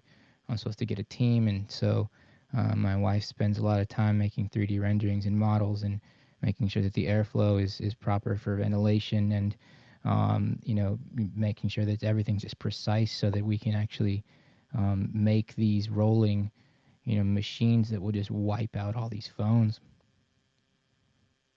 And again, this is Project Mamba. But the reason why there were 400,000 phones, and you can verify this on your own, you can just do a simple Google search, is because the U.S. Census had census takers who, if you do not fill out the U.S. Census, what happens is they go walking door to door and they get your information, because they need this information as part of our Constitution, right? They have to do this. It's part of what's being American. We have to have a census. And so this is why Apple donates. This goes a little weird and deep. Apple donates these devices. So it's not 400,000 Apple devices, but I mean, we're talking like Androids. We're talking about, I mean, there's just more than that, right? As total, right? So that was just like, that was kind of just like the introduction of what needed to be done. Oh, so the prep work to actually get there was intense, because I had many meetings with people from the census, and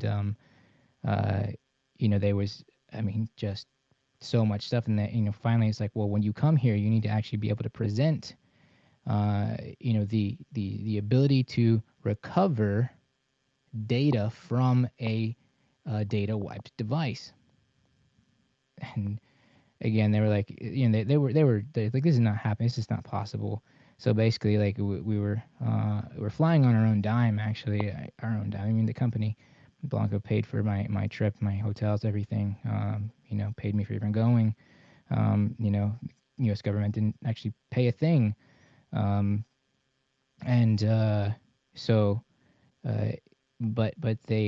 they entertained the idea that it was possible to actually do this, of course. And then I met with a bunch of people in this room in Maryland, and then there was this. It was a censure, and there was so people from the census themselves, and then people from a censure were in there.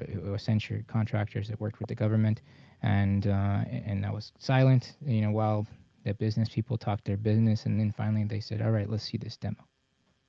And there was this security engineer who was apparently, he was like super strict and super, critical. He knows a vulnerability when he sees one, and basically, like, one of the tech bros, they're like, this is not a vulnerability, right? And that's like basically how hard he is. And so when I data wiped the phone that had an AirWatch MDM lock on it, which is what the U.S. Census was using, AirWatch MDM, and I recovered the data from AirWatch MDM, what they were using, he steps up and says, "We have to fix this now, or we're going to be in trouble." And I tell everyone, look, this is a big issue. If you're trying to wipe data at this level, I mean, I'm going to create a custom methodology to do this. I know I can wipe down like super low, but the problem is like these phones, like, and how they work, like the way that Apple collects data is, it's impossible, almost impossible, just to clearly wipe these things out. Because Apple collects historical data from the phone, and when you trigger these specific system diagnostics, that historical data from the phone gets dumped back on the phone. So I recommended the best thing that you're going to want to do is you're going to want to drill all of these phones. And I said, no. They said, no, we're not doing that to 400,000 phones, because what happens is they were working with CDWG. And CDWG is owned by VMware. CDW owns VMware, who owns AirWatch, who was doing the data wiping, and the list goes on and on and on who owns and who owns and who owns and where the money goes and who owns that. They said, well, no, because we have to resell these phones. We have to make money, even though they were paid how many billions of dollars. I don't even remember the amount. And but generally these phones, and this is what we need to find out, these phones generally get sold to China in an auction. This is what happens to CDW's phones. You can see it online for yourself. And they knew this when I was there. And so I wrote a report.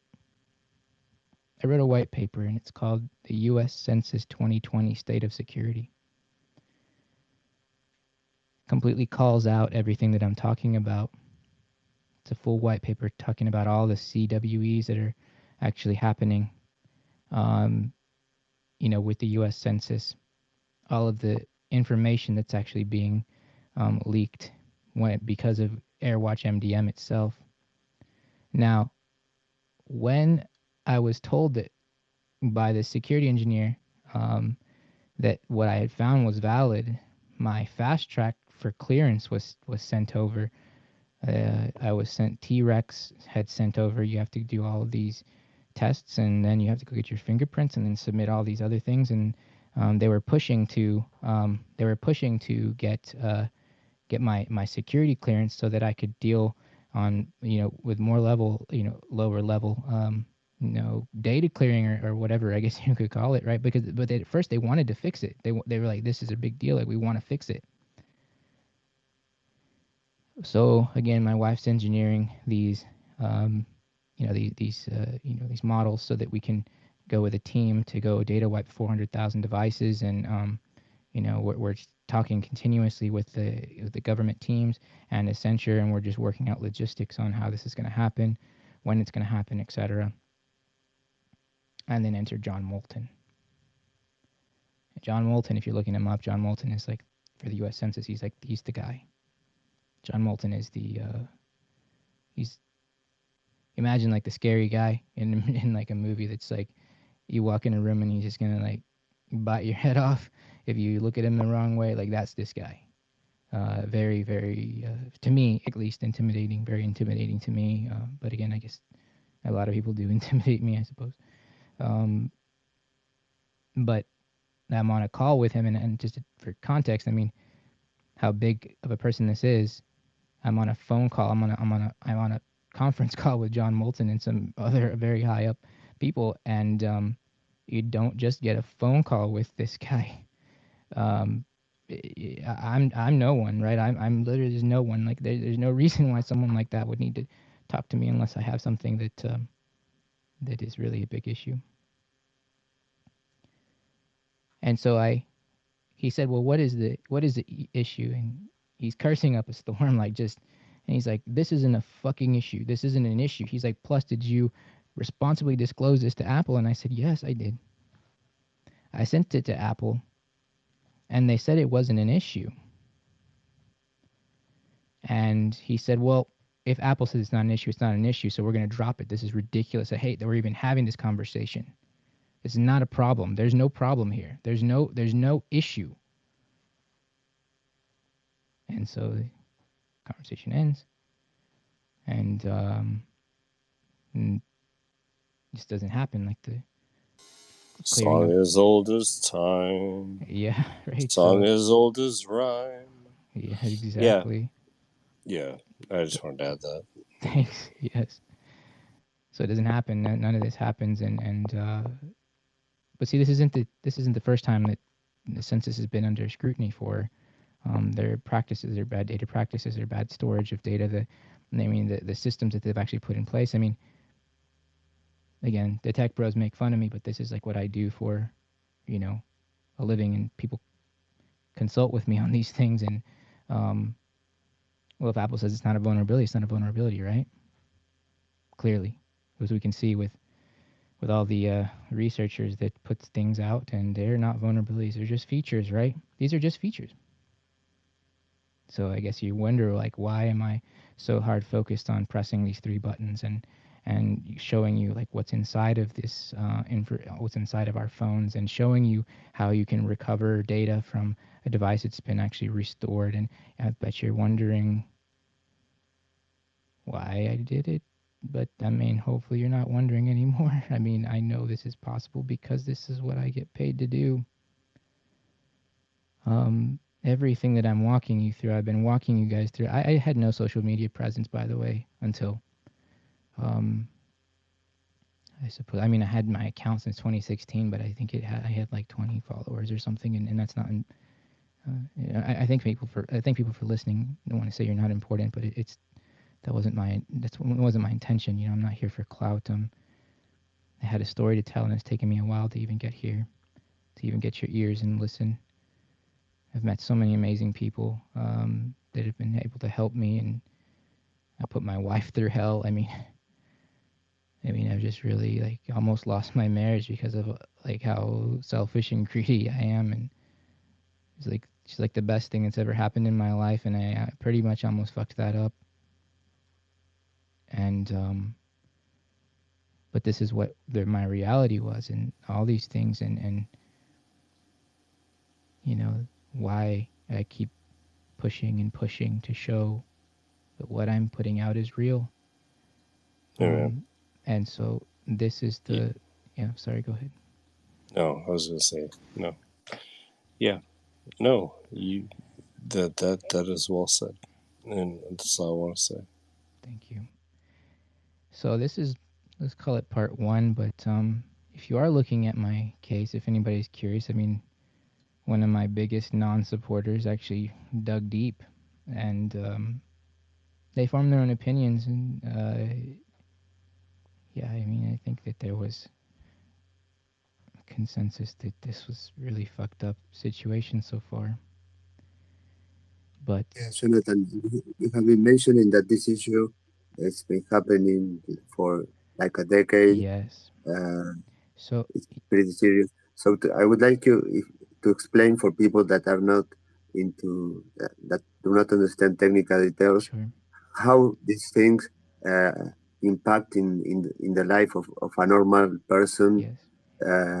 to clearly to see the magnitude of this issue. Yes. Yes. So the same methodology that I was able um, to pull the data from these wiped devices um, is the same methodology that I'm trying to teach you guys.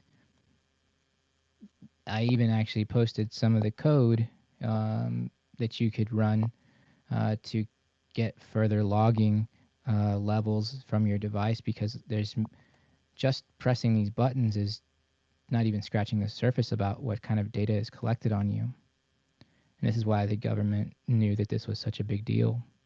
And it's why my court case, part of it is sealed for national security purposes. You can actually get, I can tell you oh, sorry, go ahead, Alberto. No. After this, can you please, if you think it's appropriate, mention about Pegasus, how it's linked to all this? Yes, I will. Yes, absolutely. Yes. Yeah, Alberto and I have talked a lot. He's become family to me, and I'm thankful. A lot of you are, we've become very, close, and because of you helped me. So I want to thank you all for that. All of you, everyone. Let me tell you the kind of logs that are being, and I've posted this actually in I'll retweet it for you all if you haven't seen it. It's in my feed somewhere down here, and I don't want to, I've been trying to prepare everybody slowly because this is a lot to handle. You can't doing something, just dropping this on everybody. It takes time for people to trust and understand that what you're saying is even just to listen, right? And then you don't have to believe it, right? But just knowing that this is out there. So I'm just trying to find the retweet, but or I'm trying to find the tweet. It actually it's purple tool. Purple. 1 second. Let me look this up. That this is an Apple internal tool called Purple Sniff, and it's an image of the actual logs that can be taken. And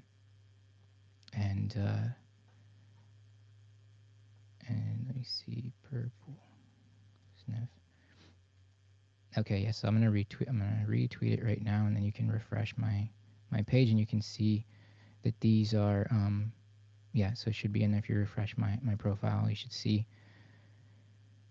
that these are logs that can be triggered to, and the thing is, it's not like these logs are just starting when you enable these. I'm talking this, it says clearly, it says copy everything, copy only,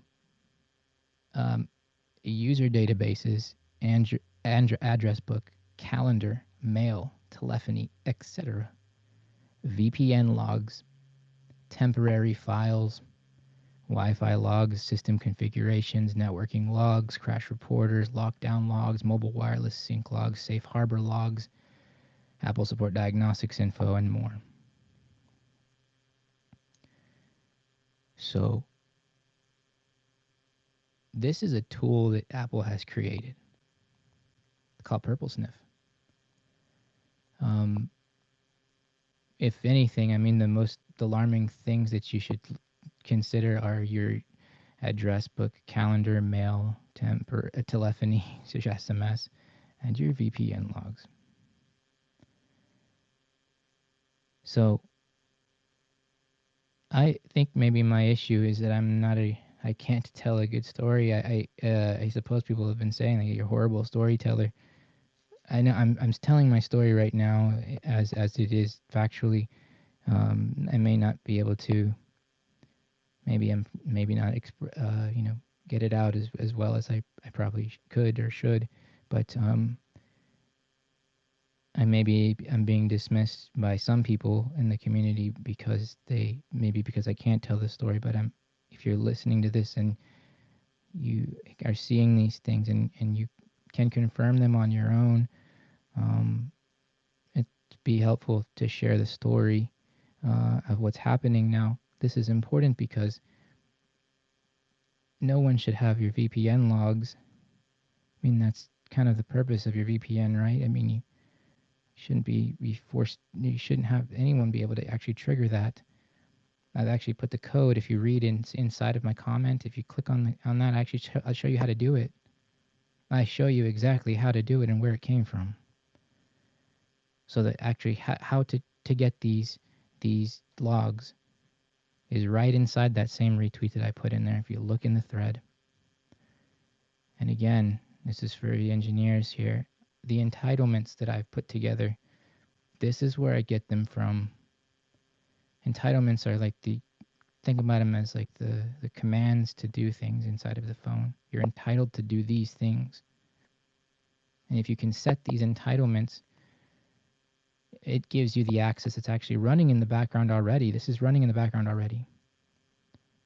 Now the argument may be like, well, it's not even running in the background already. Why is there a VPN log? And they're going to say, well, it's for debugging purposes. But that's interesting. It's very interesting, because what I have shown in the disclosures are these things, these caches, these user databases, like they're already running. User information, it's already running. And if you know how to trigger them to dump on your phone, well, there you go. I mean, the amount of data that I had a 2-hour live showing you just like this, the amount of data it's gathered on you is unbelievable. I mean, I've posted even in showing that that your phone has the microphone and the cameras and the speakers are triggered on. Now the argument will be that's for our diagnostics purposes. And you know what? I'm probably sure they'll win. Because this is America, right? Pretty sure they're going to win. You signed that. You signed that we could do this. And probably. And I'll be dismissed. I'll be called out as a fraud or phony or fake. And I'm expecting it. It's already happening. I mean, but like serious. I mean, Alberto's gone through this part and it's, I'm not trying to down myself. I want to let people know that this Alberto has gone through these things, and he's prepared me for what's going to happen, because when you call out these corporations and the government in this sense, which, by the way, I'm not anti-government. I hate what the justice system is doing.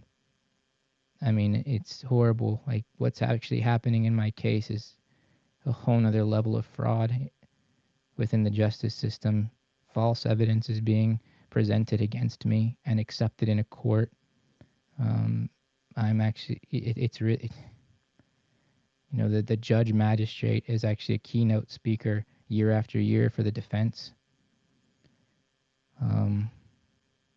It's bad. I'm not anti-government. I'm not anti-American. I'm a patriot. I love America.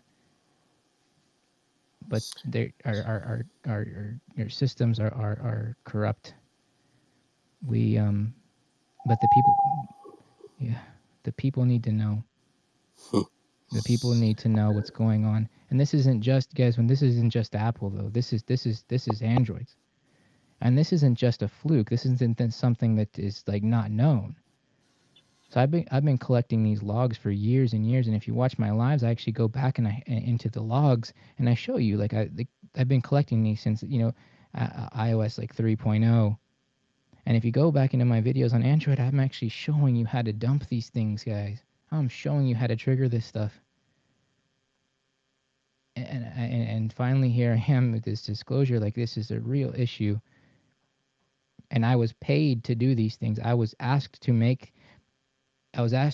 solutions that were non-invasive, did not install anything on the devices, that could be stealthy, right? That could be non-detectable. And it all stemmed from Verizon asking me to do this.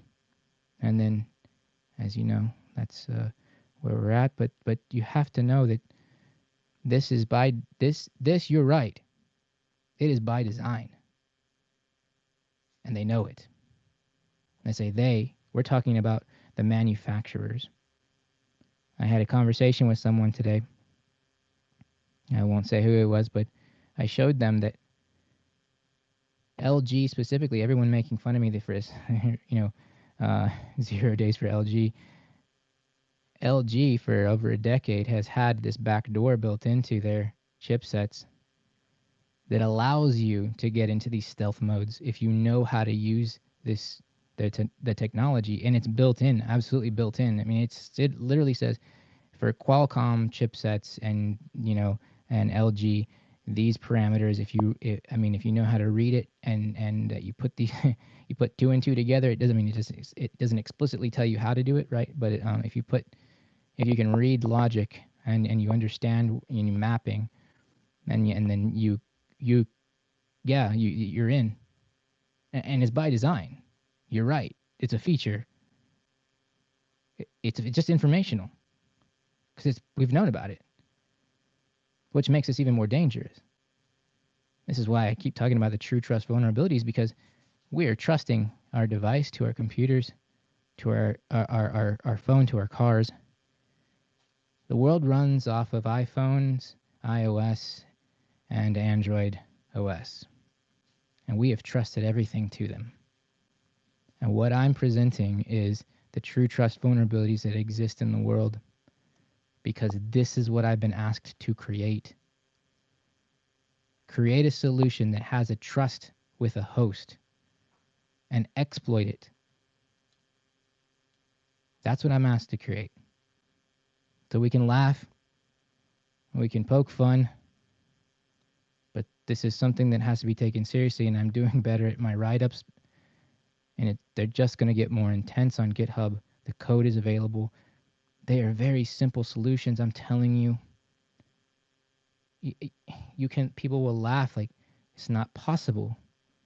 I'm using the tools that we've been given to us against us. That's what I've done. People talk about weaponizing solutions. This is a whole nother level, because I'm using what is given. I don't have to go outside anywhere. And this is, yeah, go ahead, Jason. Oh, Jonathan, what's your GitHub address? It's / Jonathan Data 1. And I've been trying to explain this, but again, I failed to get it out to everyone, and I know I can't get it out to everyone, but you don't just seal a document in a court case if it's no big deal. I mean, yeah. Sorry to go back, Jonathan. Yep, go ahead.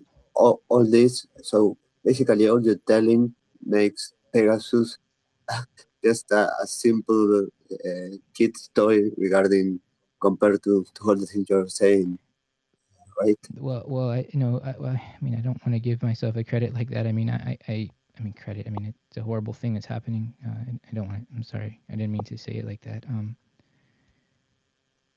Pegasus is a horrible thing. What I've created is imagine it's the solutions to help the spyware get in, because I was contracted to do this. And do you think Pegasus was based off of your software? No. But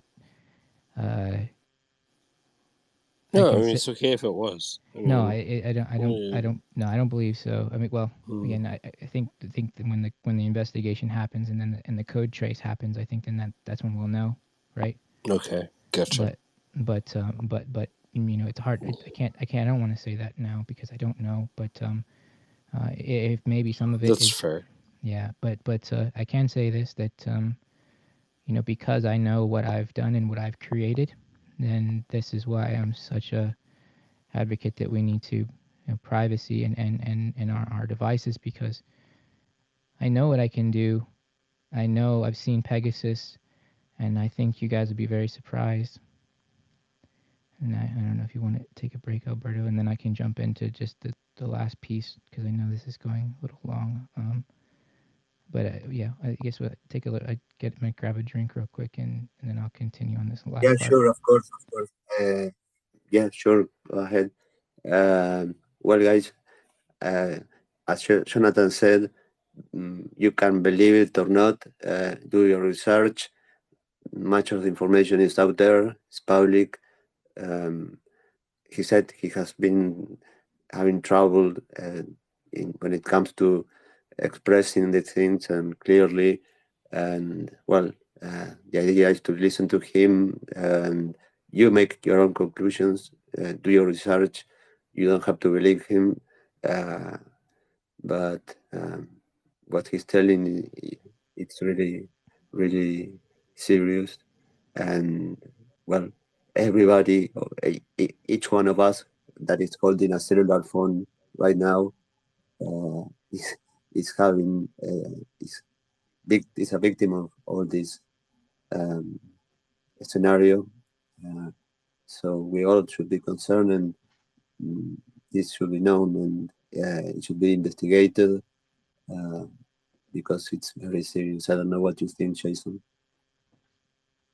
Yes. Thank you. Yeah. Go ahead. Sorry. Go ahead, Jason. Oh yeah, no. Jonathan, your research, your story is amazing. It's super amazing. And for all the Luddites in the channel, Luddite is a colloquial term from Britain. Luddite is somebody who doesn't want to deal with technology. And so we kind of use it in the US and nerd world to explain people who don't want to learn in like, you know, anything new in technology. So Jonathan, you're amazing. And I'm sorry you got caught up in a lot of the whirlwind of, well, shit. And,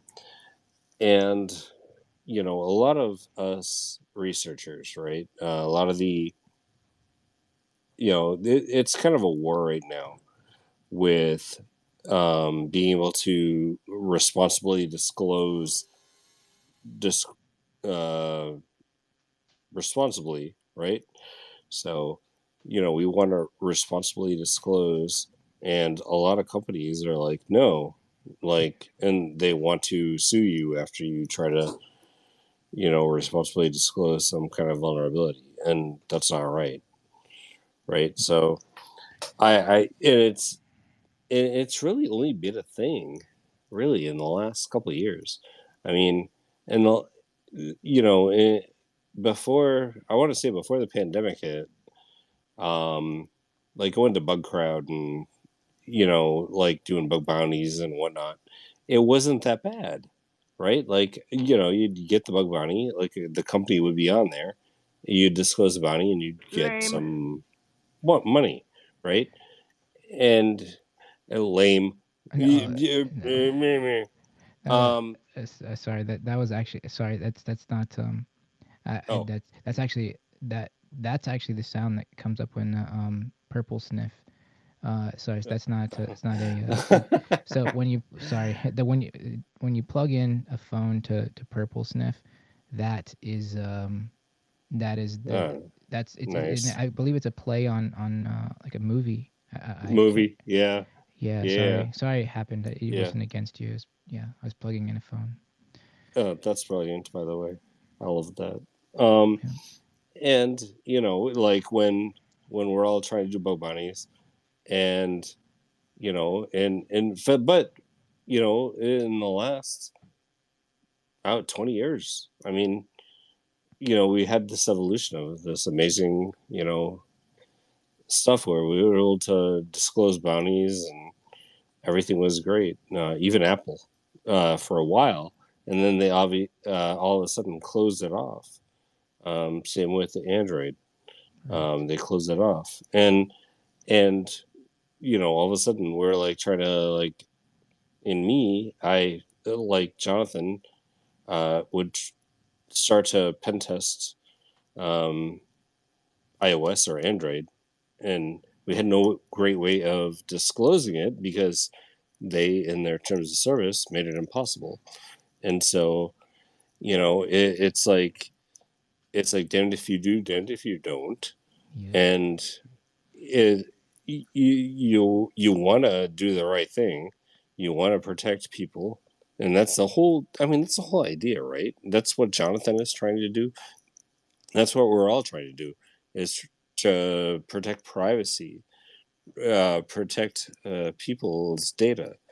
And when companies put forward these wackadoo things where you can't report it, like what the fuck? Like you're like, okay, so like, and I had the same thing happen to me, It's like I reported a vulnerability to Apple and they were like, oh no. Like you can't.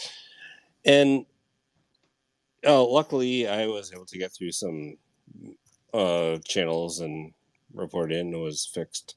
But and Jonathan, he is brilliant. The stuff he's doing is way beyond what I ever did. So it's. I think this is a wake up call, right? So it's a wake up call. We need to bring these, bring these companies accountable, right? So we need to bring these companies accountable. Apple, Android, Google, yada yada yada, and we just. It's really at the end of the day, it's code reviews and. I'm going to go way beyond the scope of this, but that's what I do. I do code reviews. I assess code and all that kind of crap with companies, but it, making sure it's secure and like that's the thing. Like all this stuff, like, and of course, this is not exactly that. This is Apple probably conceding to corporations. This is Android conceding to corporations, and it's probably this kind of thing where everybody, I don't know how you feel about it, but that just might be what it is, and that's just a theory, but you can go with that. Yeah. Thank you, Jason.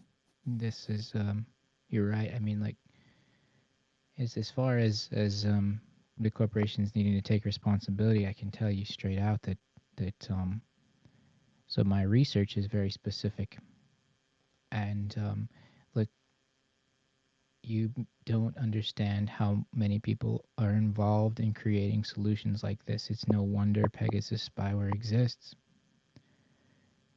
The reverse logistics companies in the world, when I say reverse logistics, this is where the second-hand mobile device market is one of the biggest in the world. I mean, like somewhere hundreds of billions of dollars now. Employ people like me so that they can process devices faster and resell them and make more money. You're talking about Amazon, Verizon, AT&T, T-Mobile, Assurant. You're talking about like every big insurance company that they have these giant processing centers like football fields long with people in rows and just processing and then data wiping and all these things. So they employ people like me to create these things. Now, what they're asking you to do, literally, and I have so many people that I know actually in this industry that what all they do is break into cell phones. They create 0 days. My resume says I create 0 days for cell phones. Yeah, that's what I do. And so I can get a job anywhere in this industry and they'll be like, yep, I know who you are. Come on in.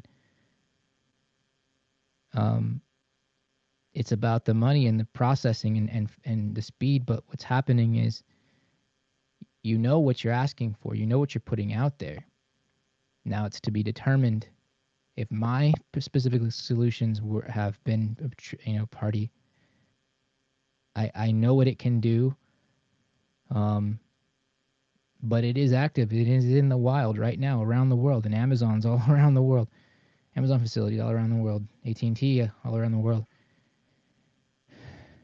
Every major corporations are using the technology that I have created that can bypass your authentications. They can take your data. They can jump in and if you haven't watched my videos, that's why I always go live. I mean, I have like 2 or 3 teaching you how to install something, Fish and or Ubuntu, or I only have a couple that weren't live, but I vowed to always go live so that people can actually see me live doing these things, and then ask questions the best that they can, or even though there's a little lag, I'm sure, but it's the point of me doing this, is to show that this is real and it's taken some time to build up. And understand how we got here. There is something very important to understand. If we can, let me tell you what the solution that I made, that you saw the video of on YouTube. If you look at those phones and you scroll to the end, every single one of them was Verizon. Every single one of them was a Verizon phone. Because I made it for Verizon. That's what they wanted. And there's very specific things inside of our SIM cards. Now, this is very important to understand. If I take a AT&T SIM card and I put it in any one of those phones that you saw in the video, there's something very interesting that happens. The device says, well, we need to restart and implement new configurations. And a blue screen comes up on the Samsung device, and a little SIM card icon comes up, and then the 3 little dots come at the bottom that indicate that something is loading.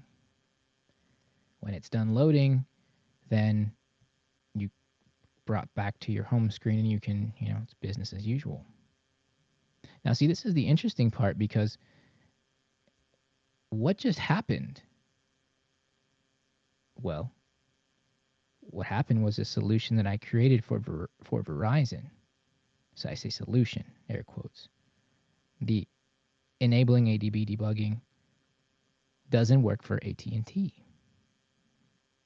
Because Verizon has their own methodology that interacts with the chipsets. And this gets really, really heavy and really deep. Because when you keep changing SIM cards, at this point, binaries are downloaded and binaries are removed that allow you specific kinds of access. Okay? Now, this is important to understand, because this is the solutions that I've made. Solutions. This is why for LG, right, there's this massive back door, but there is a communion with these network carriers, that they have their own protocols that they can access the device. Now, this is the interesting part. I don't know if the carriers know this, that's the question, right? Why did Verizon ask me to make this if they knew about it? It's probably what you're thinking. Well, I don't know if they knew about it. I don't know. This probably goes deeper, and we're going to have some investigations. Clearly, it's going to happen, right? I mean, I'm sure I'll be raided soon. I expect it, and probably just a matter of time, really. But this is something to note, and you can try this. If you have an unlocked phone, like carrier unlocked phone, switch the SIM cards of in your phone, and you'll see this in your Samsung device. You'll see this happen. Those configurations. It is important to know. I want to talk just a bit on the Pegasus part before I have to go, because I do need to make sure that my family's okay after this talk and all, because this is really heavy, and I know I have a little bit of a platform people listen to. So I've put out the Pegasus decompilation on GitHub. It's made some waves, and people have downloaded and said, great job, but no one's ever actually messaged me and said, what the hell? So VX Underground put this out, and I said, I'm going to decompile it. And I'm going to put it out for the world because people need to know about Pegasus. People need to know about Pegasus. This has been around for a long time, and I'm so glad that Amnesty International put this out. But people don't know about it. And so I put out Pegasus, decompiled Pegasus spyware. But people are not looking at what I put out. I was talking to Alberto, my friend, my family, here hosting this for me.